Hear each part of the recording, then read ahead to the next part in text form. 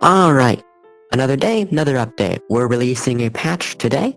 This is update 1.0.1 for Compensation VR. We're glad to have you here. So we're just going to go over all the features we've added and all the bugs we've fixed real quick.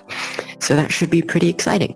So first things first, minor updates. We've added 4 new menus and some new decor. So first things first, let's get to the decor.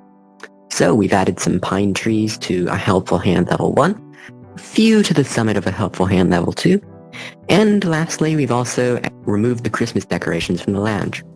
You may also notice in the climbing area of the lounge, forward of the entrance, that there is now some extra furniture around the climbing area. We want to, encourage people to go there. So, first things first, I'm gonna let Leon explain to you the new menu for Handoff Sets. Leon? Okay, so in the last on release, we've gotten a few complaints from people, especially people that were playing on Valve Index, that the hands were offset weirdly. So we fixed that by introducing handoff sets. These allow you to, via a menu in the watch, adjust your hands to your liking. Along with that, there's a toggle for enabling the UI raise, even if you're not interacting. So newbies are just people who have trouble pointing at things, don't have to get confused with where their ray interactor is. We also added a button to reset the hand, so if you accidentally mess up and move your X offset too much, you don't have to fiddle with the settings again to get it to its original position. You can just reset the hands, and if you're happy with a configuration, like with an actual offset that Index users would enjoy, you can save that, and then you'll be able to go. So the next menu we've added is on the player profile menu. As you may know, there's a lot of toxicity flying around in VR games as of now, especially with smaller children or even people over the age of 13. So we've added the blocking feature. This allows you to mute someone's voice and also not be able to see their nickname, username, or tag, whether that's in-game or on the nearby players menu. So this is just a nice little quality of life feature. It can be used in tandem or as opposed to the report feature. Remember, if someone's being rude or mean or anything, you can always report for even just toxicity. Remember, even if it doesn't go through, as long as it's slightly justified, you probably won't face too many repercussions.